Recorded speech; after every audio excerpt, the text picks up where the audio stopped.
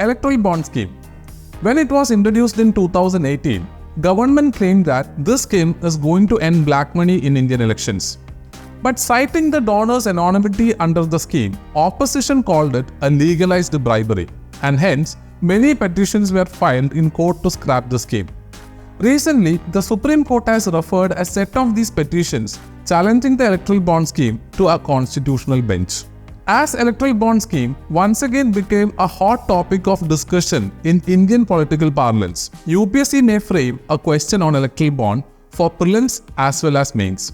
In the previous years as well, UPSC have asked questions on schemes or acts that was widely discussed in news. For example, in 2017, they asked about the National Pension System. In 2019, they asked about the Atal Innovation Mission. In 2023, they asked about MSME Development Act and the Prisoners Act. So in 2024, there might be a question on electoral bonds. So to tackle this, we will be discussing three important things in this video. First, what are electoral bonds and how do they work? Second, why are electoral bonds introduced? And finally, we will discuss what are the concerns associated with the electoral bonds. To get additional points and to cover this topic comprehensively, please download the workbook provided in Yoda IAS Telegram channel. Link to download the PDF is given in the description of this video. So let's first understand what is electoral bond and how they work. In simple terms, an electoral bond is just like a promissory note. First, let me explain what is promissory note, right? It is a note in which the issuer promises to pay a certain amount to someone. For example, in this promissory note, issuer is A and she is promising to pay rupees 3,000 to me. Some promissory notes can be bearer instruments.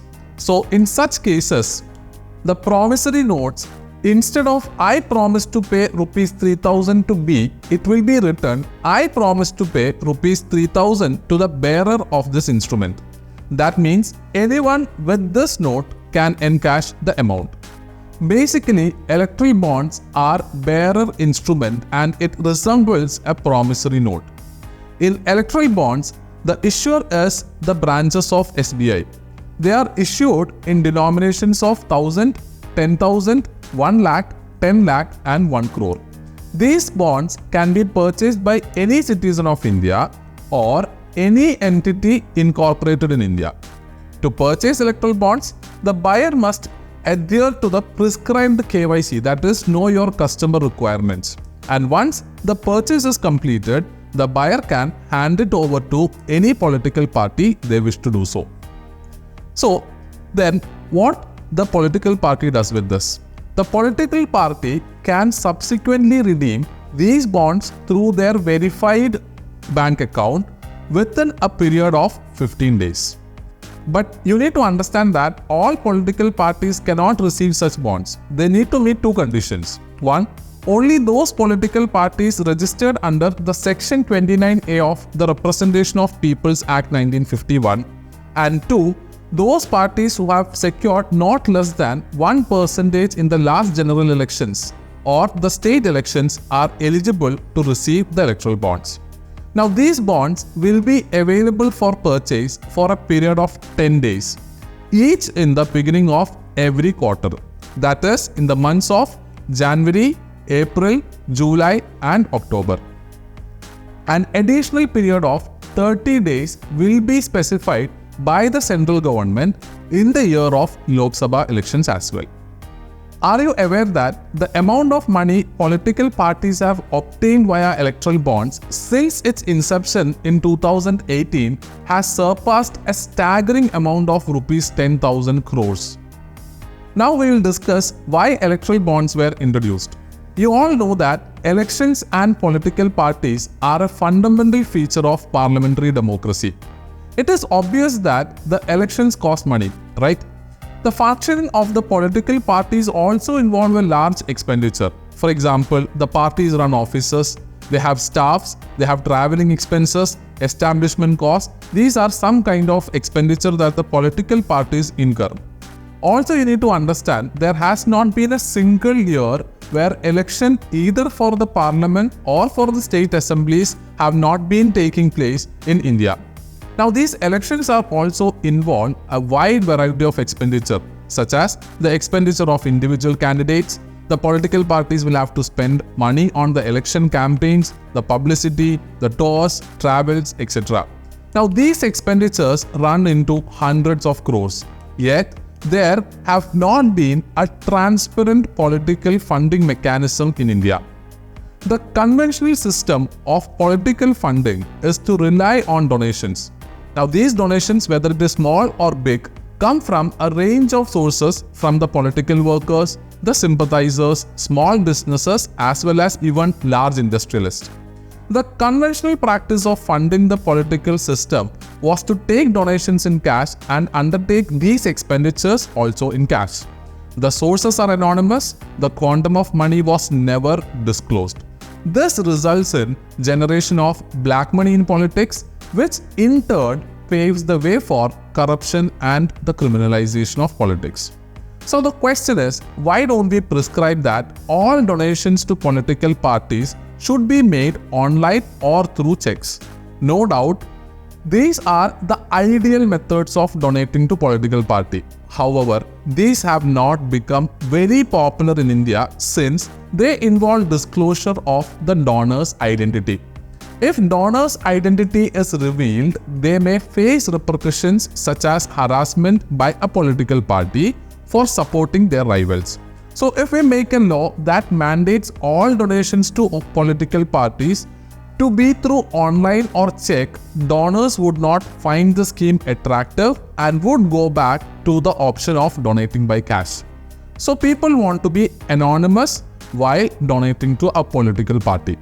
There comes the significance of electoral bonds, which ensures transparency and at the same time maintains the anonymity of those who donate. So now let us discuss the three most important concerns associated with electoral bonds. The first criticism of the electoral bond scheme is that it does the exact opposite of what it was meant to do. That is, to bring transparency to election funding. For example, the critics argue that the anonymity of electoral bond is only for the broader public and the opposition party. The fact that such bonds are sold via a government-owned bank, that is the SBI, leaves the door open for the government to know exactly who is funding its opponents. This in turn allows the possibility for the government to either extort money, especially from the big companies, or victimize them for not funding the ruling party. Either way, providing an unfair advantage to the party in power means there is no transparency.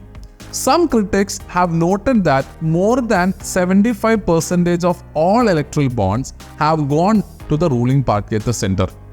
Now come to the second criticism or concern. The second concern is, one of the arguments for introducing electoral bond was to allow common people to easily fund the political parties of their choice. But more than 90% of the bonds have been of the highest denomination, that is more than 1 crore rupees. Thirdly, there is apprehension that the scheme can lead to crony capitalism.